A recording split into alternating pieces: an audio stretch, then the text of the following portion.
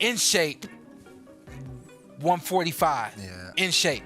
You know what I mean? So this is different from a Crawford coming up to 168, but we know his walk around weight is probably 170, 180. Gervonta Tank Davis' only shortcoming, pun intended, is his height.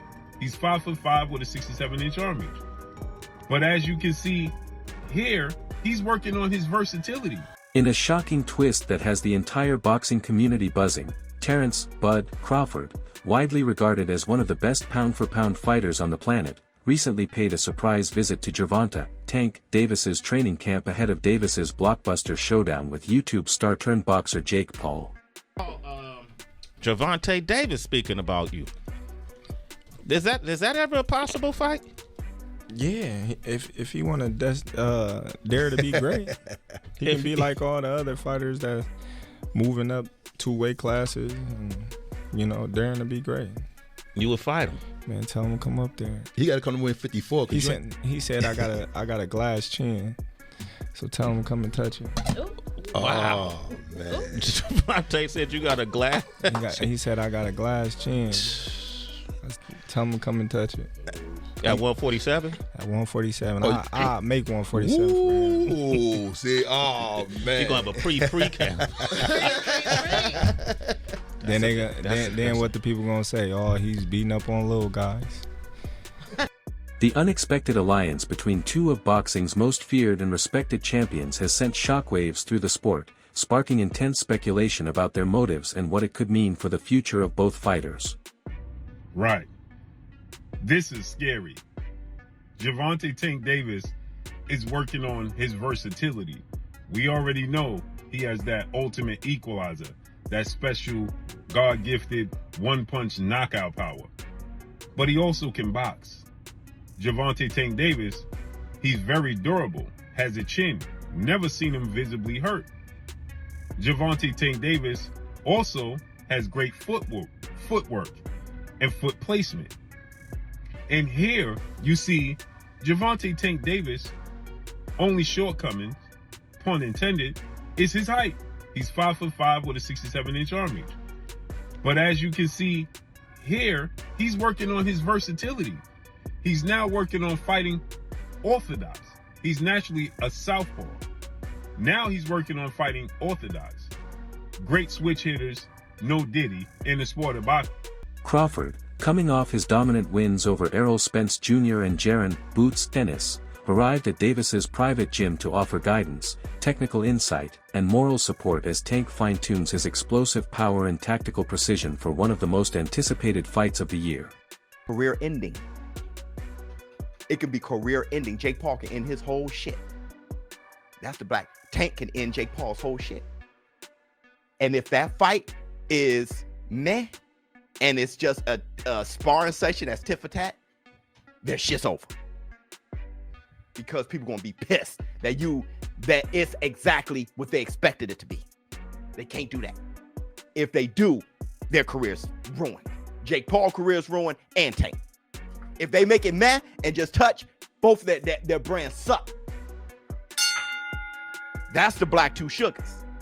You mess around in that bell ring, and you see little Tank, and you see Big Jake, and he's throwing a jab, and little Tank making a miss, and bam! And y'all gonna be like, whoa! Say I'm lying. Y'all know what? Yes, say I'm lying. Please say I'm lying. But y'all gonna be right there, cheering, because you ain't never seen nothing that damn bizarre. Even De La Hoya versus Shaq had headgear, and Shaq ain't a boxer. That right there, fireworks. Because you're going to be holding your breath, especially Tank fans. I'm going to be like, don't hit Tank.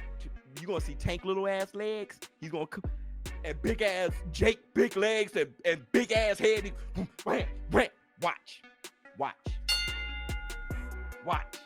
Y'all talk all that shit now because y'all love talking shit. Y'all love hating on things until you see it.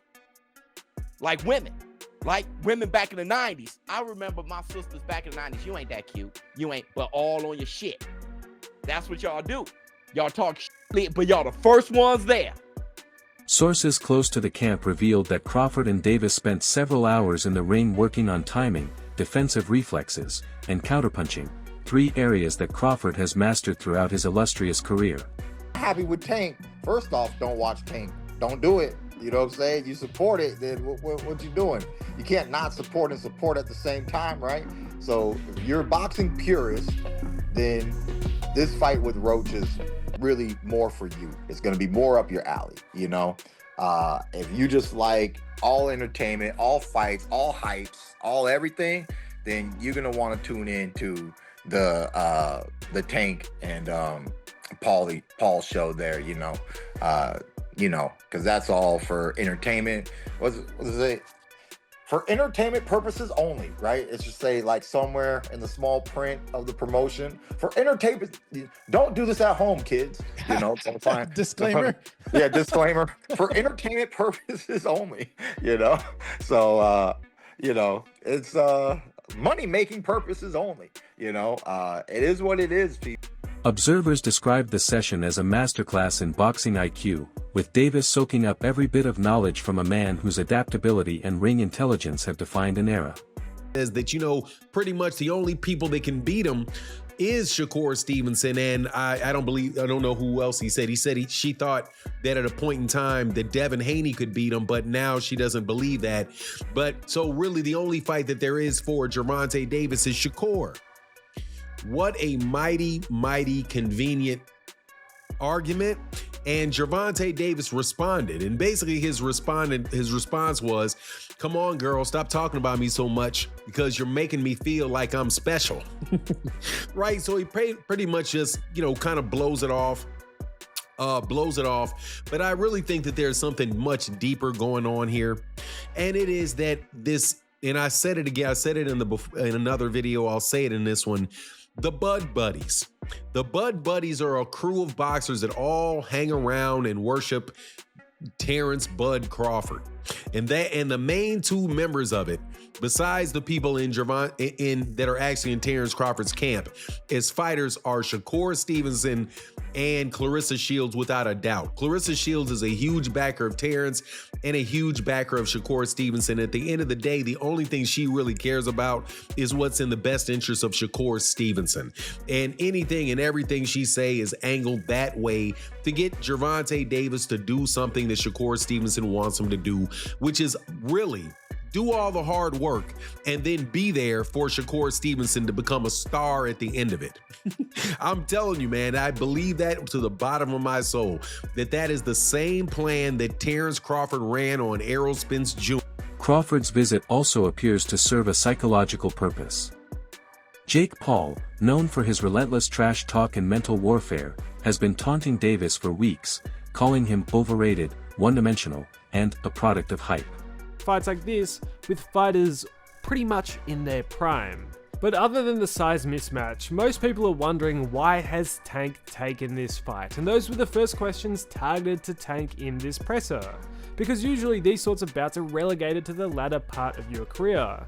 And for most Gervonta Davis supporters, they thought they would get the big fights next, the Shakurs. They didn't think he would be fighting Jake Paul. Although Tank tried to push it off as fans should just be happy watching the sport and hey, haters will be haters, I think that's quite unfair to the people who have been loyal supporters of him and honestly have paid his bills. He tried to compare the level of criticism he gets to the likes of Mayweather, but the difference is with his mentor Floyd, he really did fight a lot of champs in their prime. Has Tank? Well, not really. The most notable fight he's recently had that the people actually wanted was the Ryan Garcia fight, and the only reason he took that fight was because everything was on his terms. And other than the Ryan fight over the last couple years, it's either been people who aren't in his weight division, which he's pulling up, or fighters ranked in the lower half of the top 10 lightweight list. The fights people have truly wanted to see just have never materialized, and simply that's why people criticize him. If the likes of Crawford never fought Spence or Usyk never fought Fury or Joshua, they would have caught the same level of flack. The reason why fighters like them are applauded is because generally they take on whatever challenge is in front of them. Tank instead, his whole career has bobbed and weaved around the most significant challenges that the people actually want to see, unless he has everything his way. By bringing in Crawford, one of the sport's most cerebral tacticians, Davis is making a statement that he's not only physically ready but mentally fortified to silence Paul's circus-style antics. I think there's no rehydration clause, which I don't believe there is. He'll probably weigh around 215 pounds in the ring. That means there's a sort of a 60 to 70 pound difference between the two men in the ring on fight night, which is absolutely enormous. There are weight classes for a reason in boxing, and this is the sort of thing that is typically not allowed or permitted. And like I said in my intro, it goes to the heart of that key question in boxing, which is how big is too big? It's the reason that the pound for pound list exists, where we kind of imagine if everybody was the same size, who's the best, who's number one? And it's a debate that rages on and on and on. And so when I see a fight like this, I think the hardcore boxing fans, generally speaking, have felt frustrated by it. Yes, because we want Gervonta Davis as part of the actual sport, competing for world titles against the other elite guys in his weight class. But also because if he gets knocked out and loses to Jake Paul, it creates this illusion that Jake Paul's much better than he actually is. And so I guess the question for me is, can Gervonta Davis beat Jake Paul, or will Jake Paul simply be too massive? Can Jake Paul use his size, or will Gervonta Davis simply be too skilled? What's the answer here? And in trying to answer this, I looked to history. And there's one fight that immediately popped out of my mind, and I thought, I wonder what the size difference was there. In fact, it may even be more significant. And it was, and the small guy won. Some of you might be thinking about it right now. It's when David Haye took on the monster, the absolutely ginormous human being, Nikolai Valuev. I think it took place around 2009. So at the time, I was literally a teenager. I didn't have a clue what I was looking at, and I'd fully bought into this David versus Goliath story. But I think it's an excellent example here to draw comparisons between the Gervonta Davis-Jake Paul fight to try and understand whether or not this is a good template and blueprint to try and predict and understand what the size difference might look like in the ring. Now, David Haye was 6'3" and was 217 pounds for the Valuev fight, whereas Valuev was 7 foot tall and weighed 316 pounds. Those inside the gym said Davis looked sharper and more disciplined than ever before, with Crawford pushing him through high-intensity drills that emphasized precision punching, footwork fluidity, and head movement. Purists hate it, the algorithm loves it, and both will watch. It's not just who wins, it's what wins. Will the entertainment value or the ring IQ come out on top? Because if Tank dominates, the meme dies. Jake Paul survives or hits it big, we see new rules are going to be written in real time. Me, you, maybe everyone at some point has been that bigger guy thinking that I'll just bully him. Jab, slip, liver shot, sent me down real nicely. Size helped until it didn't. All I'm saying is let's not dismiss something because it looks weird. Many fights get decided by the details. Feet before fists, timing before muscle, discipline before clout. Look, Tank wins if he stays Tank. He's built on patience, traps, explosive counters. That's hell for a tall guy who gets eager. Jake's long jab is the gate, but Tank's head movement is the key. Once he times it, the door's getting open and the furniture is going to get rearranged. Think locksmith versus padlock. Big padlock looks scary until the right tool clicks once. Jake throws that overhand like he's bowling with the shoulder. At one point, Crawford was seen sparring lightly with Davis, giving real-time feedback and showing him how to read an opponent's feints and traps, something Jake Paul has relied on heavily to set up his looping right hand. It's iron sharpening iron, one insider commented. That Jake would fight in November. I think, wasn't I the one that broke Jake Paul against Gervonta Davis 6 months ago or something? I knew that they'd agree that deal. I didn't know they were about to announce it then. But I did know that they'd agreed that deal previously. So I don't like it, if I'm honest. I mean, I think we need to really differentiate between boxing and an entertainment concept. And that's what that is. It's a freak show, it's entertainment, it's a lightweight fighting a cruiserweight. You know, with, I don't know, is it bigger gloves and certain minutes per round? I don't know what it is, but, you know, I understand the market and I understand this freak show shock kind of the world mentality of people potentially tuning in. Is that a step too far? Maybe. I mean, I hated Jake Paul against Mike Tyson, but it did massive numbers. I hate Jake Paul against Gervonta Davis. It'll probably do massive numbers. So that's when you really have to differentiate yourself between, just because you don't like it doesn't mean it isn't going to do good. Tank respects Bud's mind for boxing, and Bud respects Tank's raw talent. Together, they're refining something dangerous. For Crawford, who has flirted with moving up in weight or even venturing into crossover fights himself, the session may also represent an opportunity to stay close to the pulse of modern boxing entertainment. While some purists questioned why a legend like Crawford would align himself with a fighter preparing for a social media superstar, others praised the move as a sign of mutual respect and forward-thinking collaboration. I like when it's all said and done and when you guys go off, they going to the next man. So if y'all can make a big payday, go get that payday. The sport of boxing don't love you. That's the problem with this sport. It's like what Jake Paul did, man, it's crazy. But people getting paid off of it. Yeah. So if he can call any one of y'all out and y'all can get that payday, I say go get it, baby. I'm not mad at it. For me, and I'm not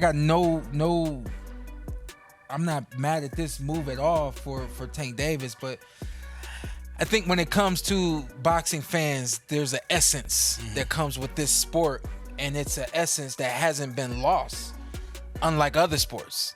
For an example, with football, we come from the hitting days. Yeah. Can't hit nowadays. You know what I mean? So boxing hasn't lost its essence. You know, they're trying to make it safer and all those sorts of things. But there's still this pureness to boxing that really doesn't exist in sports anymore. But it's still there with boxing. I think that's why people have such a problem with this kind of move from Tank Davis. Is it more the heart? How do you guys feel being boxers?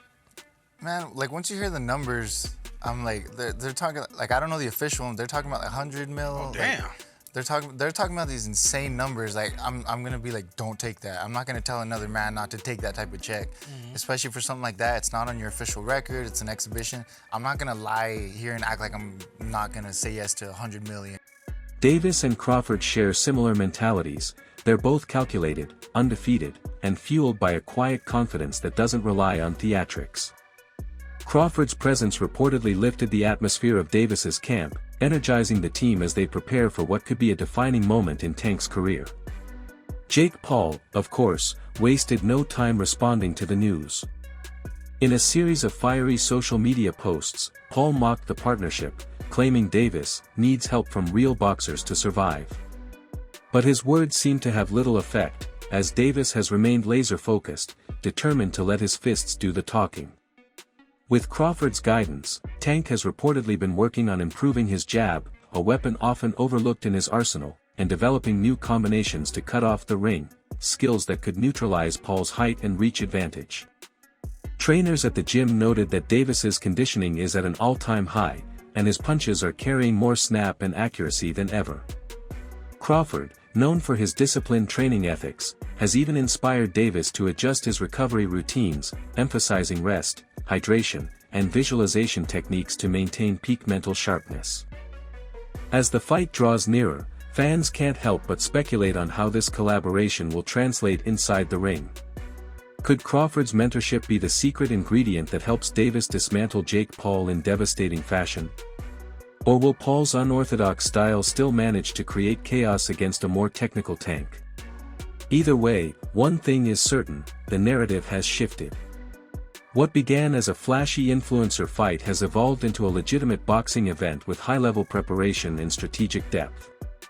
With Crawford's presence looming over the camp, Davis is no longer just the knockout artist, he's becoming a more complete, cerebral fighter, ready to prove that skill and experience will always triumph over spectacle. And as cameras captured the two champions laughing and exchanging respect after an intense session, it became clear that this partnership wasn't just about one fight, it was about legacy, mentorship, and the shared pursuit of greatness that defines true warriors of the sport.